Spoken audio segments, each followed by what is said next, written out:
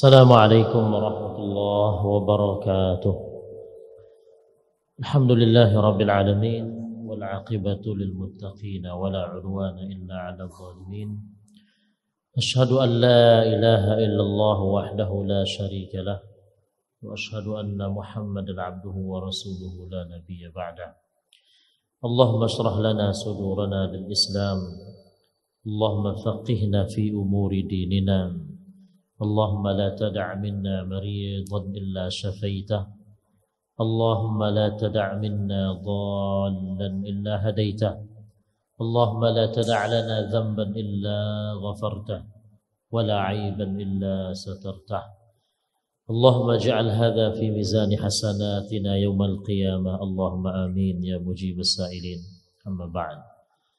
Kaum muslimin dan muslimat, ibu-ibu, bapak-bapak, remaja-remaji, sedang jemaah salat subuh yang dirahmati Allah Subhanahu wa taala. Kembali Allah Subhanahu wa taala mempertemukan kita dalam kajian Islami yang mudah-mudahan ini diberkahi Allah. Ada yang bisa dibawa pulang, ada yang bertambah dari ilmu kita dari sebelumnya. Amin ya rabbal alamin. Bapak Ibu yang dirahmati Allah Subhanahu wa taala, adapun tema yang saya diamanahkan untuk berbagi kepada Bapak Ibu adalah tentang adab-adab Islami atau etika sopan santun yang diajarkan oleh agama Islam atau agama kita. Seperti yang kita ketahui bahwa ajaran agama Islam itu secara umum itu bisa dibagi tiga pokok ajaran agama Islam, seperti yang tertuang dalam sebuah hadis, di mana di hadis itu ada malaikat Jibril yang datang menyamar, di mana malaikat Jibril itu menanyakan tiga hal. Yang pertama Islam, kemudian iman, kemudian ihsan, ditambah satu lagi tanda-tanda kiamat. Ini menggambarkan bahwa ajaran pokok Islam itu diantaranya adalah ihsan. Berbicara tentang ihsan itu artinya kita bicara tentang akhlak. Dan di antara akhlak yang diajarkan oleh Islam itu adalah apa yang disebut dengan istilah adab, etika atau sopan santun. Maka agama Islam ini tidak bisa dilepaskan dari sekian banyak adab, sopan santun dan akhlaknya. Dan di antara sopan santun atau etika yang diajarkan oleh Islam, oleh agama kita adalah bagaimana beretika atau beradab kepada sesama manusia. Maka insya Allah kita akan baca, kita akan kaji adab-adab sesama kita, bahkan kepada Allah Subhanahu wa taala setiap pertemuannya. Adapun pada pertemuan ini, adab yang kita bincangkan, yang kita kaji adalah tentang apa yang diistilahkan dalam bahasa Arab dengan hukukul jiwar, adab bertetangga. Jelas Bu ya, adab bertetangga.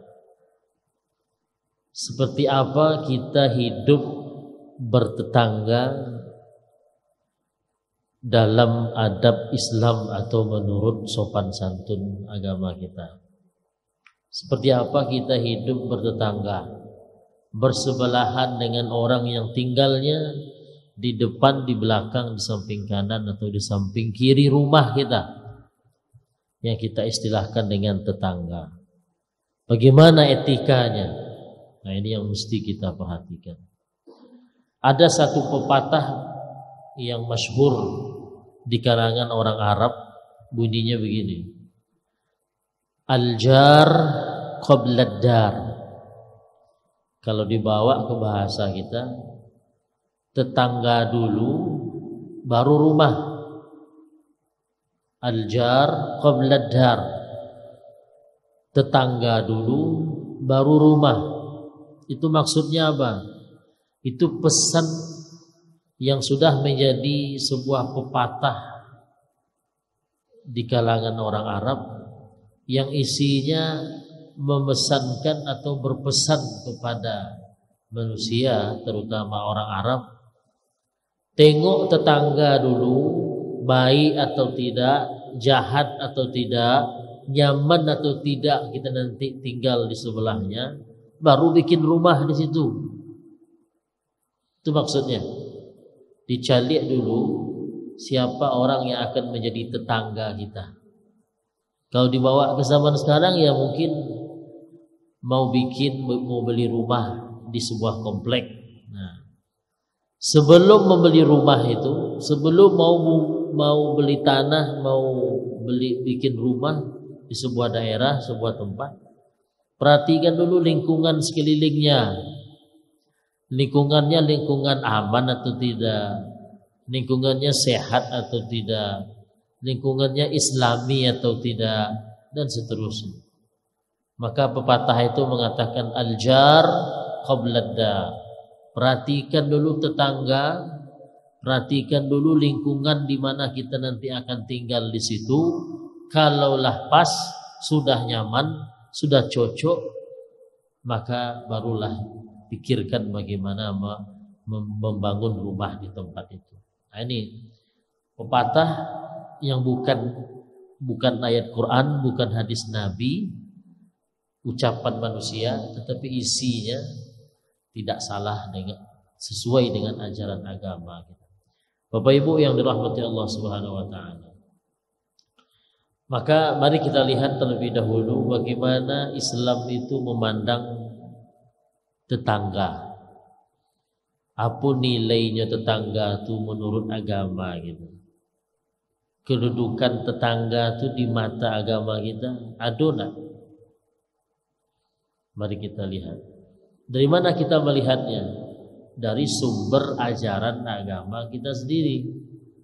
Di antaranya adalah sunnah Nabi Sallallahu Alaihi Wasallam.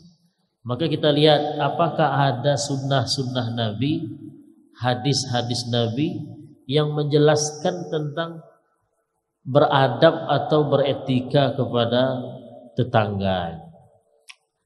Maka dari sekian banyak hadis, para ulama sudah mengumpulkannya. Di antaranya adalah Imam Al-Ghazali dalam bukunya Ihya Ulumuddin, kemudian diringkas oleh ulama setelah itu. Di antara hadis yang menunjukkan bahwa beretika atau berakhlak kepada tetangga itu sangat penting adalah hadis di mana Rasulullah Sallallahu Alaihi Wasallam pernah berkata dalam sebuah hadisnya, kata beliau, "Ma zala Jibril yusini bil jar hatta dhanantu annahu sayuwarrithu." Saya, kata Nabi Sallallahu Alaihi Wasallam, selalu diingatkan, selalu dipesankan, diwasiatkan oleh malaikat Jibril. Setiap kali malaikat Jibril itu datang membawa wahyu, setiap itu pula Jibril itu berpesan kepada saya, kata Nabi Sallallahu Alaihi Wasallam. Apa pesannya? Setelah Jibril berikan wahyu, Quran umpamanya, nah ada titipan pesan, ada pesan yang dititipkan oleh Jibril terus menerus. Pesannya apa? Pesannya adalah tentang tolong dijaga yang namanya tetangga. Tolong baik-baik sama tetangga, jaga hubungan dengan tetangga.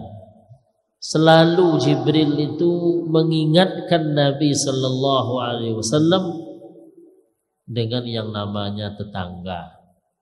Coba bayangkan, Nabi Muhammad saja itu dipesankan oleh Jibril untuk dijaga. Apalagi orang-orang yang bukan Nabi, orang-orang yang seperti kita. Harus senantiasa ada yang mengingatkan kita. Karena kadang-kadang kita lalai, Bapak Ibu sekalian. Mungkin ekonomi kita baru-baru naik, sehingga kita mungkin lebih sedikit kesejahteraan kita dibanding tetangga, lah sombong. Baru tukar sepeda motor, baru tukar mobil, agak berlebih sedikit dari tetangga. Nah, sudah pula merendahkan tetangga. Nah, ini mesti diingatkan. Maka Nabi Shallallahu Alaihi Wasallam diingatkan senantiasa oleh Jibril untuk menjaga tetangga. Sampai-sampai kata Nabi Shallallahu Alaihi Wasallam, saya menduga karena seringnya Jibril mengingatkan Nabi untuk memperhatikan tetangga, Nabi Muhammad Sallallahu Alaihi Wasallam sampai-sampai mengira malaikat Jibril itu akan memberitahukan kepada saya, kata Nabi, bahwa tetangga itu nanti akan menjadi orang yang berhak menerima warisan dari kita. Faktanya kan bukan tetangga, kalau bukan keluarga kita, dia tidak termasuk ahli waris kita. Kalau bukan keluarga kita sendiri. Nah, maka karena seringnya Jibril itu berpesan untuk menjaga hubungan dengan keluarga, maka Nabi Muhammad sampai-sampai dia mengira tetangga itu nanti bakalan masuk dalam list orang-orang yang termasuk ahli waris kita. Begitu ini Nabi menggambarkan bagaimana sering dan banyaknya Nabi itu berpesan kepada Nabi agar menjaga hubungan dengan keluarga. Itu yang pertama, Bapak Ibu sekalian. Yang kedua, Nabi Shallallahu Alaihi Wasallam dalam sebuah hadisnya yang lain bersabda, "Man kana yu'minu billahi wal yawmil akhir falyukrim jarah." Siapa yang dia merasa, dia mengklaim, dia mengatakan dirinya itu beriman dengan Allah, beriman dengan hari kiamat, maka buktikanlah. Karena rasa iman itu butuh bukti. Sama dengan rasa cinta. Ketika kita mengatakan kepada seseorang saya mencintaimu, itu butuh bukti. Tidak cukup dengan hanya ucapan saja. Begitu juga siapa yang merasa beriman kepada Allah, beriman kepada hari kiamat, percaya ke Tuhan, percaya dia dengan hari kiamat, maka kata Nabi, tunjukkan dalam sikap, dalam perbuatan. Di antara sikap yang harus ditunjukkan sebagai bukti kita beriman kepada Allah dan beriman kepada hari kiamat dalam hadis ini adalah falyukrim jarah, maka hendaklah ia memuliakan tetangganya. Jadi rupanya memuliakan tetangga itu adalah satu dari sekian banyak wujud tanda dari keimanan kita kepada Allah dan kepada hari kiamat. Jadi kalau ada orang, Bu, Pak, tidak bisa memuliakan tetangga, itu perlu dipertanyakan keimanannya kepada Allah. Jadi kalau ada orang sholat subuh ke masjid ini rajin sholat subuh, rajin sholat berjamaah, sholat wajib berjamaah, tambah sholat sunat. Ditanya kenapa Anda rajin seperti itu? Oh, beriman saya kepada Allah, takut saya nanti diazab. Tapi tetangga sebelahnya tak nyaman tinggal sama dia. Ada saja sikap dia yang mengganggunya. Berarti ada satu tanda keimanan kepada Allah dan hari kiamatnya yang belum maksimal atau belum dia lakukan. Karena tanda-tanda keimanan kita itu banyak, Ibu. Bukan ini saja. Dan itu harus kita usahakan kita penuhi semampu kita. Maka memuliakan tetangga itu di dalam hadis ini disebutkan adalah tanda iman kita kepada Allah dan hari kiamat. Di hadis yang lain ini lebih tegas lagi, di mana Nabi Shallallahu Alaihi Wasallam bersabda, kata Nabi, la yu'minu 'abdun hatta ya'mana jaruhu bawa'iqah. Tidak lengkap, tidak sempurna iman seorang hamba. Jadi tak cukup dengan rajin sahabat jamaah di sini. Tak cukup dengan hanya beribadah di puasa Ramadan, berinfak, tak cukup. Belum sempurna iman itu lagi. Sampai apa? Sampai menghindari hal ini. Apa yang dihindari? Kata Nabi, hatta ya'mana 'abduhu hatta ya'mana jaruhu bawa'iqah. Sampai tetangganya itu selamat dari kejahatannya, sampai tetangganya itu aman dari perbuatannya yang mengusik. Jadi kalau ada seorang muslim imannya diuji, di antara ujian imannya itu adalah mampu tak dia menjaga sikap, ucapan agar tetangganya itu nanti tidak terganggu. Inilah susahnya Bapak Ibu sekalian. Yang namanya hidup pasti ada gesekan. Banyak sekali hal-hal yang akan memicu kita bertikai, berselisih dengan orang lain. Nah, itu ujian dalam kehidupan ini. Tak kita yang mulai, orang yang mulai. Ya.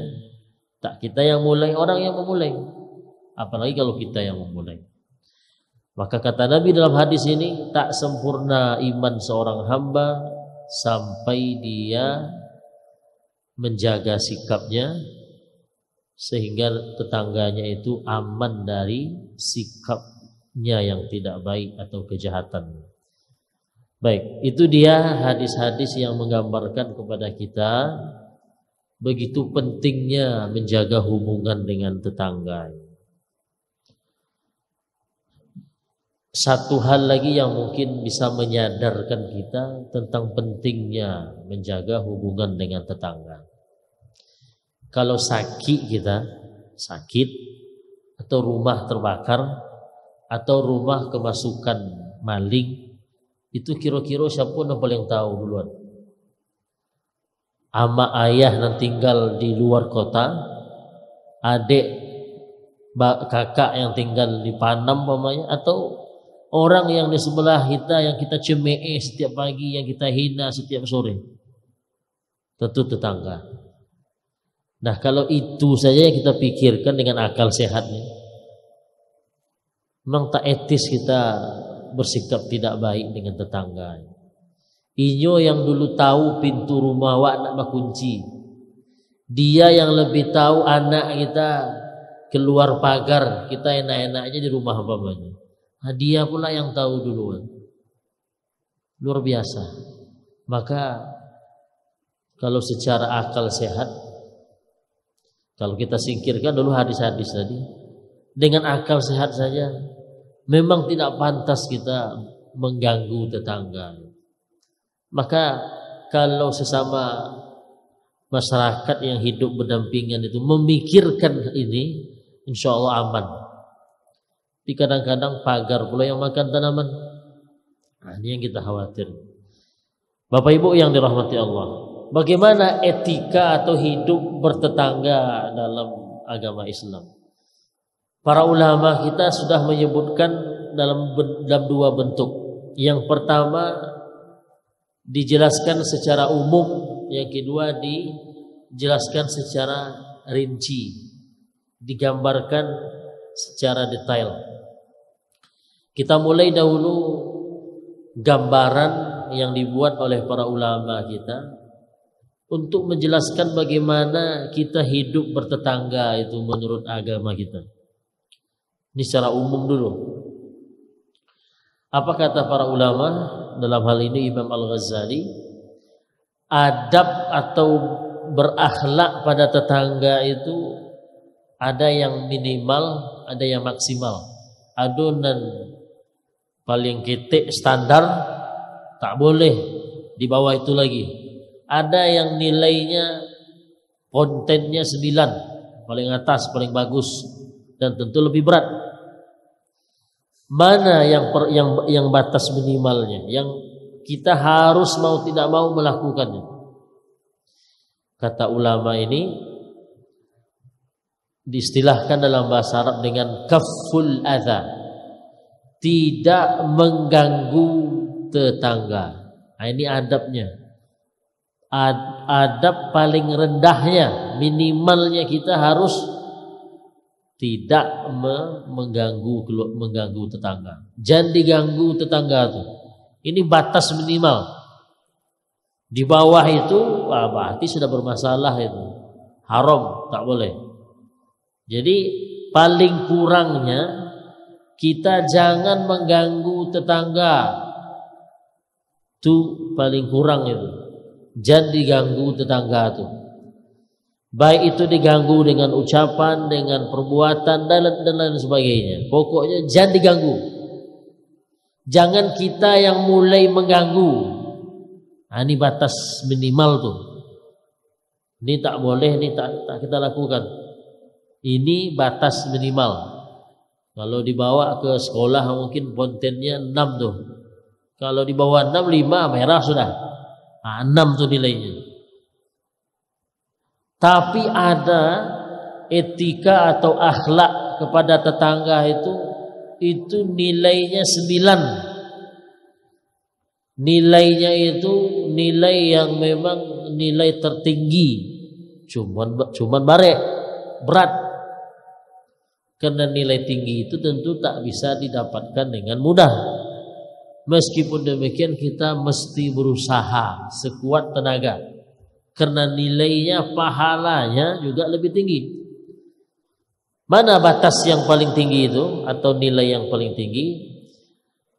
Menahan diri untuk tidak membalas jika diganggu tetangga. Mana yang berat? Mana yang berat, Pak? Tidak mengganggu tetangga atau tidak membalas kalau diganggu? Nomor yang nomor 2. Kalau yang pertama itu tak mengganggu, insya Allah lah. Biasanya orang punya sikap begini. Selagi saya tak diganggu, ya saya tak mengganggu. Itu biasa. Kalau ini tak dilakukan, berarti memang orang jahat itu. Orang jahat berarti kalau ini prinsip ini dia tak lakukan. Tapi ada orang yang dia memang prinsipnya lebih tinggi dari itu. Biarlah, tidak apa-apa katanya. Biarlah saya diganggu. Sabar aja lah. Tetangga tak mungkin pula saya membalas rasanya. Nah, orang yang seperti ini itu kontennya 9, Bu. Akhlaknya kepada tetangga itu berarti sudah sampai level atas yang diistilahkan oleh para ulama kita dengan ihtimalul adza, menanggung perbuatan sikap yang menyakiti, yang menyakitkan dari tetangga. Ini yang luar biasa. Wajib tak Ustaz? Yang level 2 ini atau yang level tertinggi itu kita lakukan. Wajib tak wajib, tapi Nabi agama kita sangat menganjurkan itu kita capai. Asalkan tak mengganggu tetangga saja, itu dah aman tuh. Dah cukup makan nilainya 6. Tapi kalau bisa sampai ke level yang atas itu apa salahnya? Tidak mengganggu tetangga, dan kalau diganggu kita sabar. Itulah yang akhlak yang paling mulia. Kalau susah nanti mengingat-ingat yang setelah ini, ini mau pulang dah cukup tuh. Akhlak bertetangga dalam Islam ada yang paling rendah nilainya, levelnya apa? Tidak mengganggu orang tetangga, tidak memulai mengganggu tetangga. Tapi ada nilainya lebih tinggi, yaitu tidak membalas jika diganggu tetangga. Selesai itu. Ini bawa pulang, sudah cukup tuh. Kemudian ada satu lagi gambaran etika atau beradab pada tetangga yang secara detail, secara poin per poin disebutkan oleh para ulama. Model apa yang dua level tadi. Apa saja bentuk-bentuknya? Ini dia.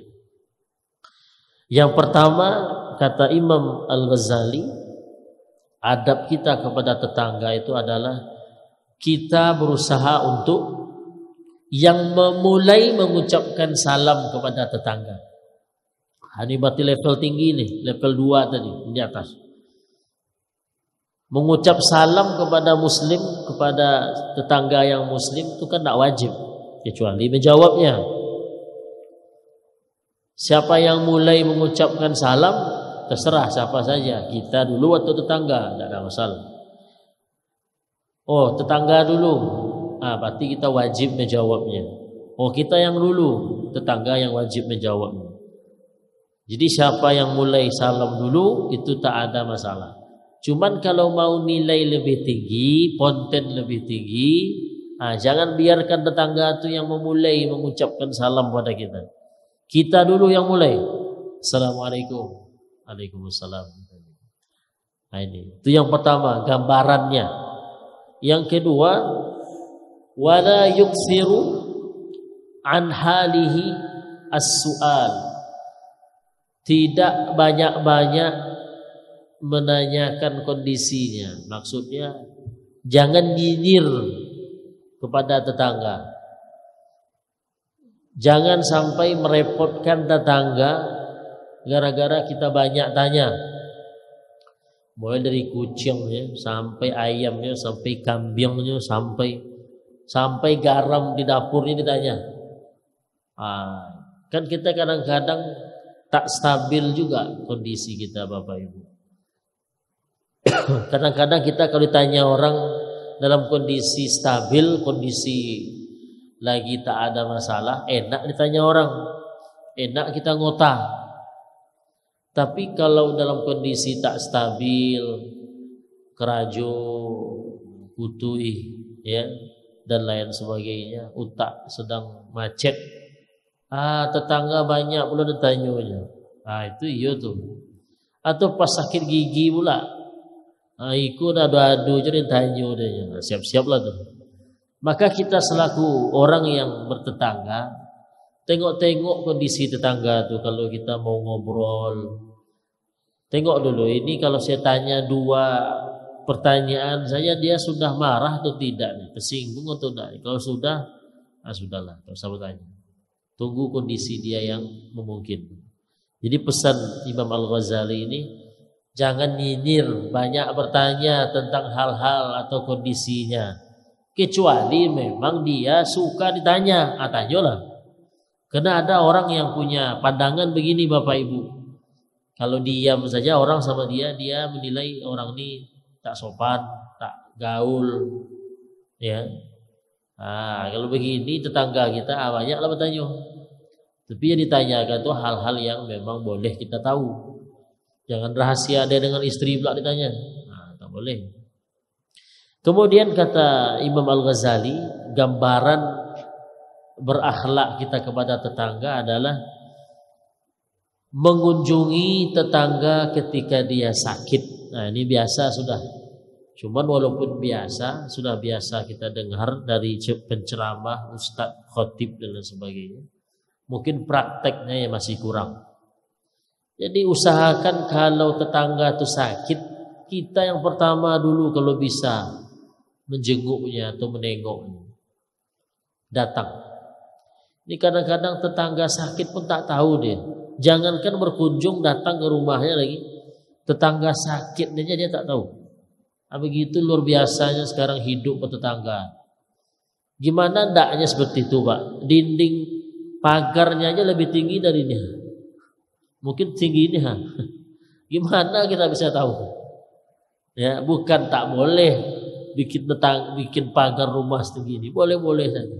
Tapi diingat, tetangga itu dia hidup bertetangga itu gimana mau ngobrol, mau kalau dinding pagar itu setinggi ini, di tembok. Itu. Artinya komunikasi dengan tetangga. Jadi hubungan bertetangga itu jadinya terputus dan sengaja dibuat terputus hanya dengan membuat tembok. setinggi-tinggi. Bukan berarti haram, tak boleh bikin tembok itu, boleh saja. Tapi yang kita pikirkan bagaimana nanti hidup bertetangga. Akhirnya nanti tetangganya pun merasa ini orang ini memang tak bisa hidup bermasyarakat. Nah, ini akhirnya gitu nih. Akhirnya apa? Kata tetangga, biarlah situ. Cilaku lah seorang situ. Ya. Tak ada yang tahu. Gimana? Tembok setinggi itu mau dipanjat. Apa kacau udah tioleh. Wah, beling-beling itu. Pak cara oleh. Jangan-jangan ada pula aliran listrik di situ. Ah, ini luar biasa.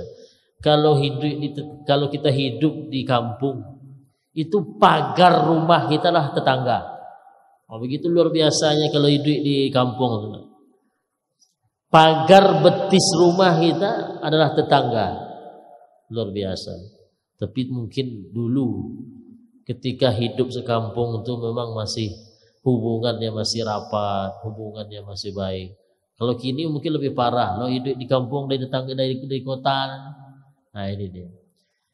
Kemudian Bapak Ibu sekalian, gambaran berakhlak kepada tetangga berikutnya adalah bertakziah kepada tetangga yang terkena musibah. Takziah ini bahasa kitanya menghibur. Jadi kalau ada tetangga meninggal dunia, mungkin anggota keluarganya atau dia sendiri, maka kita dianjurkan untuk bertakziah kepada keluarganya. Apa maksud bertakziah ini? Datang ke sana kita hibur. Hiburnya bukan bawa organ tunggal sana, enggak. Jumpai dia, nah ucapkanlah kata-kata yang bisa memotivasi dia, mengurangi rasa sedihnya, membuat dia tegar dan sabar menghadapi musibah yang sedang dialami. Nah, itu maksudnya takziah itu. Oh, kalau mau ditambah mendoakan mayatnya, bacakan Quran lalu dikirimkan pahalanya, silahkan.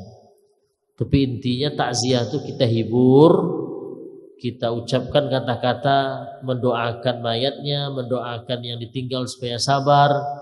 Nah, ditambah kata-kata yang membuat ahli mayit atau keluarga mayat yang tinggal itu terhibur.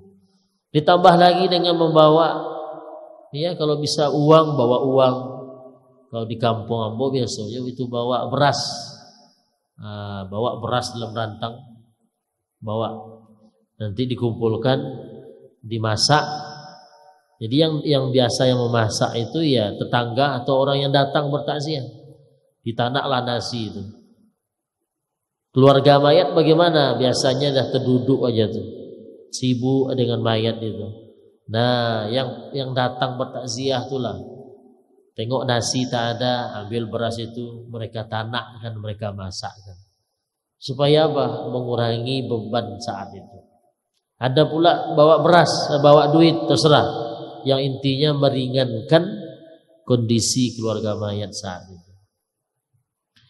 Kemudian gambaran akhlak etika kepada bertetangga yang disebutkan oleh Imam Al-Ghazali berikutnya adalah wa yuhanni'ahu bil farah. Kita mengucapkan selamat atas keberhasilan atau atas kebahagiaan tetangga. Nah, ini penting. Karena letak balik gini keukurannya. Kalau tetangga kita bahagia, entah pun dapat dia hari itu, entah gaji suaminya yang naik, entah jabatan suaminya naik, entah mungkin untung jual belinya waktu itu naik dan seterusnya. Senang, nampak gembira. Maka kita selaku tetangga tugasnya adalah ucapkan selamat. Ucapkan selamat. Oh, selamat ya, kalau bisa beli karangan bunga. Selamat atas wisuda anak Adinda, mungkin anaknya baru tamat wisuda dan seterusnya. Atau tetangga tuh beli otonya, jadi oto baru. Usahakan kita yang pertama datang, mantap kawannya, ikulah kalah Pak. Itu disanjung, dipuji, ucapkan selamat. Nah, cuman masalahnya kini itu mana yang terbalik. Tetangga yang beli rice cooker, awak dan sakit gigi sehari. Iya Bu, ya kan? Tetangga ganti rice cooker yuk, cuma rice cookernya kok yang terbaru, lebih canggih daripada punya awak. Akhirnya Bu, sakit gigi omak kau menengoknya. Jangan kan mengucapkan selamat nih, giginya dah sakit. Apa koyok-koyok je dah ha. Apa kata lakinya? Apa kau? Tak ada orang. Padahal tengok rice cooker terbaru yang dibeli oleh tetangga.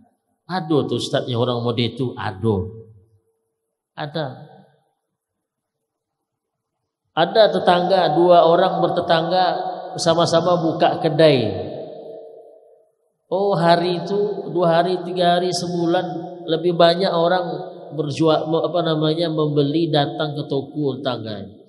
Itu kambuh tensi, naik tensinya dan lain sebagainya. Ini banyak modelnya. Seharusnya kena kita tetangganya senanglah, ikut senang ketika tetangga kita senang. Datang situ, ayo mantap kawan kau mengalih ya. Pijan CME pula. Yang pakai pula bahasa sindiran. Ayo mantap kawan kau. Di mana petang membuat apunya membuat mantra-mantra itu lain tuh. Kita puji setulusnya. Ini adab kita dengan tetangga, Pak. Cuman itulah, setan itu memang tak tinggal diam. Apalagi tetangga yang memang berkompetisi, berlomba-lomba dalam mengumpulkan materi dunia ini. Itu paling berat itu mengakui dan mengucapkan selamat pada tetangga. Kan ada Bu, 2 orang yang bertetangga bertanding dalam mengumpulkan kemewahan dunia ini. Punya oto Avanza, kawan sebelah saya harus punya oto Terios umpamanya. Pokok tak boleh kalah. Yang sebelah itu gitu pula. Kalau Terios kawan ini Fortuner yang saya beli. Itu berlomba-lomba dalam mengumpulkan kemewahan dunia. Cik bini dan sebelah asluh dan lain seterusnya. Pokoknya tidak bisa kalah. Kalau begini hidup bertetangga, ini berat nih Bu. Berat ini dilakukan. Tapi kalau kita tak bersaing dengan tetangga, bisa kita. Walaupun mungkin tetangga itu yang merasa kita disainginya, merasa kita menyainginya, terserah itu. Yang jelas saya tidak memposisikan tetangga saya sebagai lawan saing saya dalam hidup di dunia ini dalam mengumpulkan kekayaan. Itu mudah itu kita mengucapkan selamat. Tengok ada yang baru, datang ke rumahnya. Tengok kawan itu sedang merenovasi rumahnya, menghabiskan tanahnya, atau mungkin menambah lantai ke atas. Senyum kita menengoknya, alhamdulillah, datang, selamat. Tapi kalau enggak, itulah tadi. Kemudian wa yudhir asyarikah fis sururi ma'an. Ini lebih berat lagi. Kalau tadi mengucapkan selamat yuk, lah punya oto baru. Yang ini dinampakkan kita itu ikut senang karena tetangga itu senang. Borek tuh. Kalau sekedar mengucapkan selamat mungkin bisa Bu. Selamat ya, tapi muku kan yang bakarui. Dek panenyo hati kan, cuman kata kaji, kata ustaz tu batang ucapkan selamat. Ayolah, ucapkan selamat tu sepelenya. Coba selamat ya. Tapi matu melolang ya, itu masih belum bagus. Ucapkan selamat, tapi juga bentuk badan kita, apalah istilahnya, bahasa tubuh kita, raut muka kita, tunjukkan juga senang. Jangan muka bingi atau bingi, muka dengki, tapi mulut mengucapkan selamat. Itu belum seia sekata. Itu dia. Kemudian akhlak berikutnya adalah maafkan kesalahan tetangga. Tidak ada gunanya menyimpan kesalahan tetangga itu Bu. Apa gunanya? Tak ada gunanya dendam dengan tetangga. Kecuali memang kesalahan tetangga itu memang dah luar biasa, ya. Secara agama itu dosanya dah luar biasa, itu lain cerita. Tapi memaafkan kesalahan tetangga itu memang satu hal yang mulia dalam agama. Diciluknya mangga, ya maafkan aja. Ya, diambilnya mangga kita, maaf. Digesernya patok tanah kita agak sejengkal. Diingatkan tidak juga mengaku atau mengaku cuman kerengkang pula, ayo biarlah apa-apa, maafkan aja. Karena nanti pasti ada satu saat dia akan menyadari kesalahan. Ketika dia menyadari kesalahan itu, saat itulah kita akan terangkat harkat martabat kita di mata. Malu sendiri nanti dia, malu sendiri. Nah, kemudian ini juga penting bagi kita yang mungkin rumahnya lebih tinggi dari rumah tetangga. Tetangga cuma satu lantai, kita 2 lantai dan seterusnya. Ini penting. Dan tidak naik ke lantai rumah kita sendiri 2 lantai, umpamanya tetangga 1 lantai. Kata Imam Al-Ghazali, dan jangan naik ke lantai rumah kita yang lebih tinggi dari rumah orang dari tetangga dengan tujuan untuk mengintip-ngintip melihat aurat keluarga tetangganya. Mungkin pas pula istri atau anak tetangga tu ancak putih, dan kawan kau tak sabar, tak tertahannya.